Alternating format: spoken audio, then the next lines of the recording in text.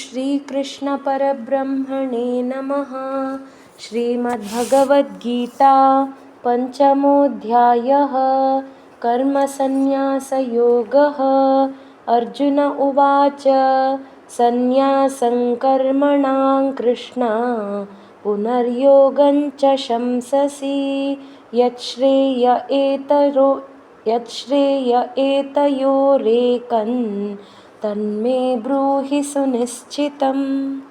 Arjuna said, O Krishna, first of all you ask me to renounce work, and then again you recommend work with devotion. Now will you kindly tell me definitely which of the two is more beneficial? Shri Bhagavanuvach Sannyasakkarmayogascha Nitshreyasakarāvubhau Tayostu karma sannyasat Karmayogo vishishyate. The blessed Lord said, the renunciation of work and the work in devotion are both good for liberation. But of the two, work in devotional service is better than renunciation of works. Neyas sanitya sannyasi yo nadveshti na kankshati nirdvandvo hi mahabaho sukham bandhat pramuchyate. One who neither hates nor desires the fruits of his activities is known to be always renounced. Such a person, liberated from all dualities, easily overcomes material bondages and is completely liberated, O mighty armed Arjuna. सांख्ययोगौ पृथक् बालाः प्रवदन्ति न पण्डिताः एकमप्यास्थितः सम्यक् उभयोर्विन्दते फलम्. Only the ignorant speak of karma yoga and devotional service as being different from the analytical study of the material world Sankhya. Those who are actually learned say that he who applies himself well to one of these paths achieves the results of both. Yat sankhya prapyate sthanam tadyogairapi gamyate ekam sankhyancha yogancha yah pashyati sapashyati. One who knows that the position reached by means of renunciation can also be attained by works in devotional service, and who therefore sees the path of work and the path of renunciation are one, sees things as they are. Sannyasastu mahabaho dukkhamaptumayogatah yoga yuktormunir brahma nachirenadhigacchati. Unless one is engaged in the devotional service of the Lord, mere renunciation of activities cannot make one happy. The sages, purified by works of devotion, achieve the supreme without delay. योगयुक्तो विशुद्धात्मा विजितात्मा जितेन्द्रियः सर्वभूतात्मभूतात्मा कुर्वन्नपि न लिप्यते. One who works in devotion, who is a pure soul and who controls his mind and senses, is dear to everyone, and everyone is dear to him. Though always working, such a man is never entangled. नैव किञ्चित् करोमीति युक्तो मन्येत तत्त्ववित् पश्यन् शृण्वन् स्पृशन् जिघ्रन् अश्नन् गच्छन् स्वपन् श्वसन् प्रलपन् विसृजन् गृह्णन् उन्मिषन् निमिषन्नपि इन्द्रियाणीन्द्रियार्थेषु वर्तन्त इति धारयन्.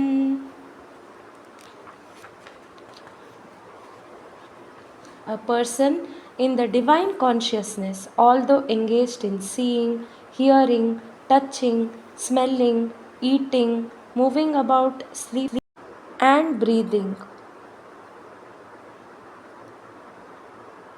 always knows within himself that he actually does nothing at all, because while speaking, evacuating, receiving, opening, or closing his eyes, he always knows that only the material senses are engaged with their objects and that he is aloof from them.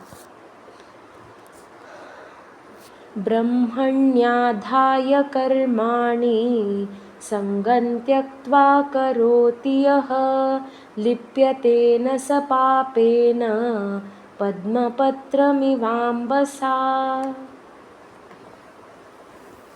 One who performs his duty without attachment, surrendering the results unto the Supreme God, is not affected by sinful action, as the lotus leaf is untouched by water.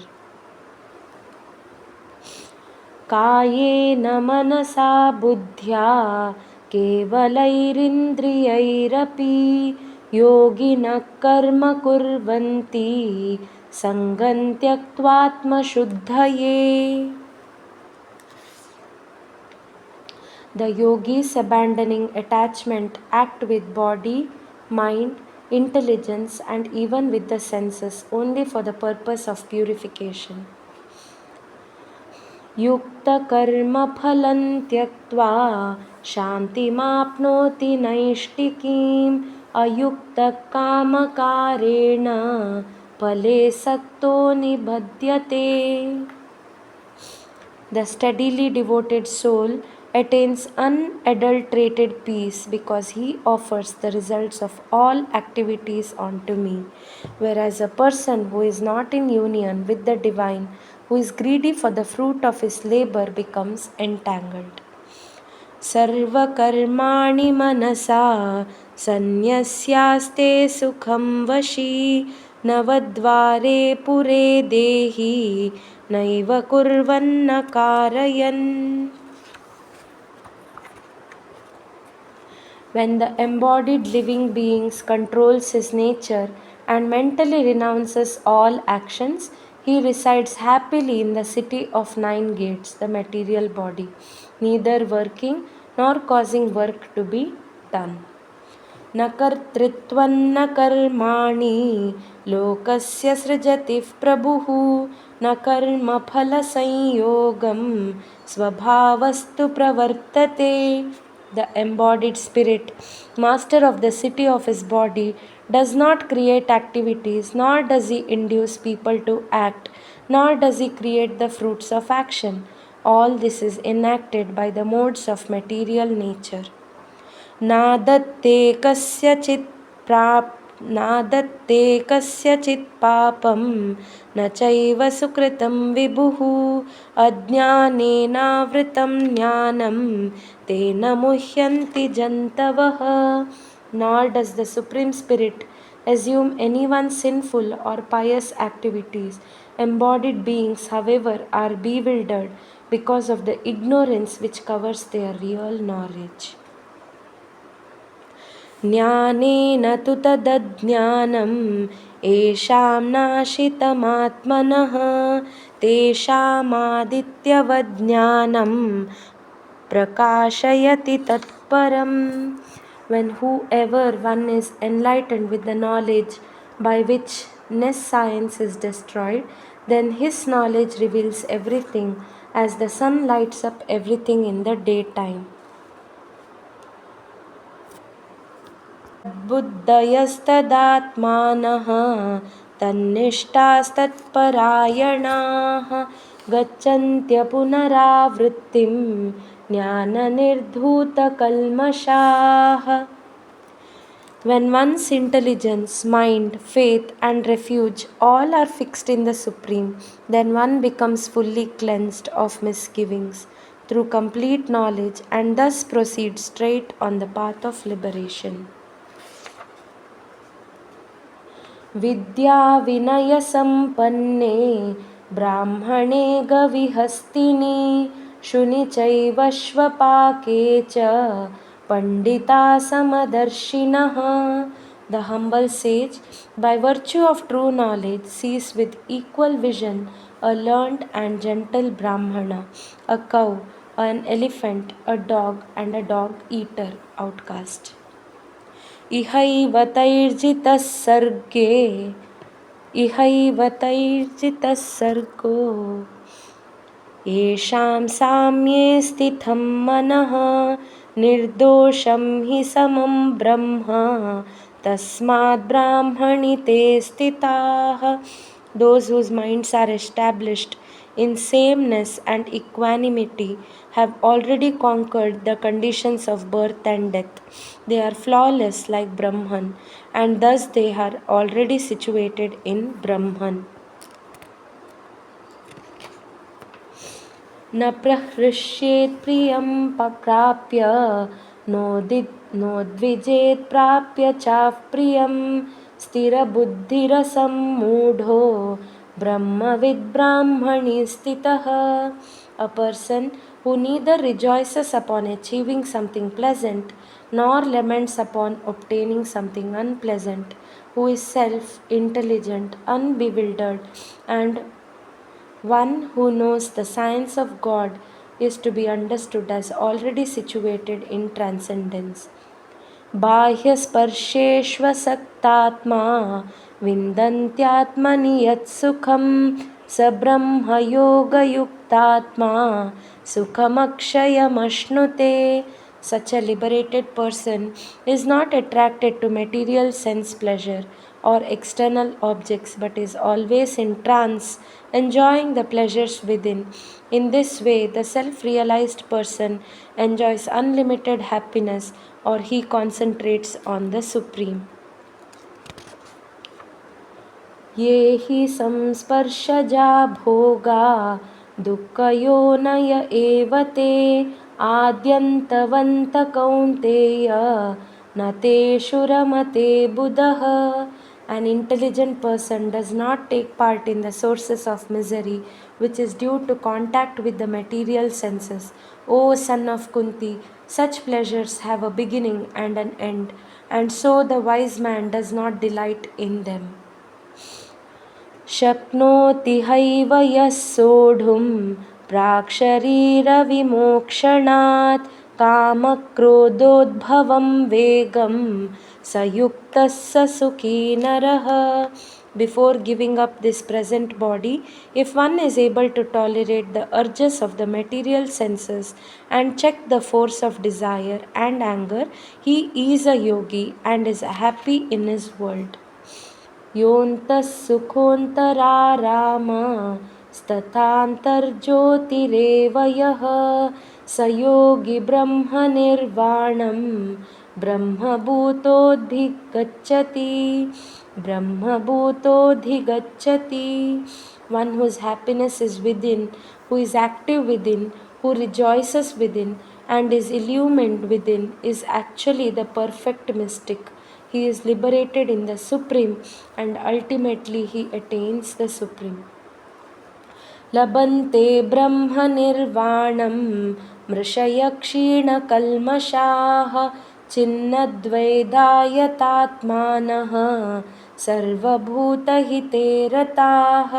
One who is beyond duality and doubt, one whose mind is engaged within, who is always busy working for the welfare of all sentimental beings, and who is free from all sins, achieves liberation in the Supreme.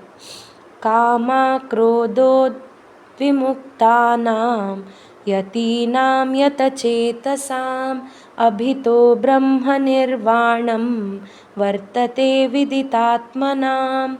Those who are free from anger and all material desires, who are self-realized, self-disciplined, and constantly endeavoring for perfection, are assured of liberation in the Supreme in the very near future.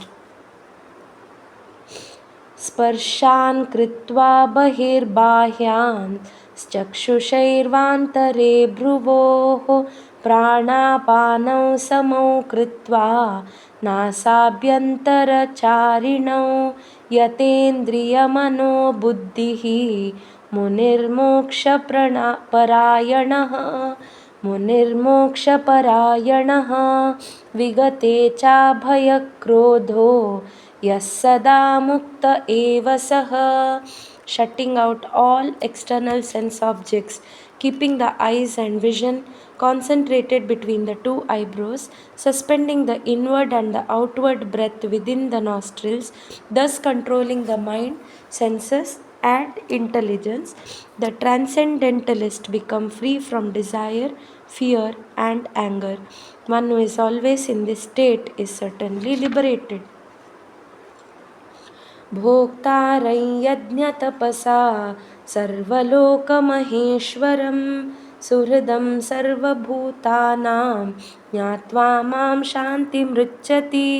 The sages, knowing me as the ultimate purpose of all sacrifices and austerities, the supreme lord of all planets and demigods, and the benefactor and well-wisher of all living entities, attain peace from the pangs of material miseries.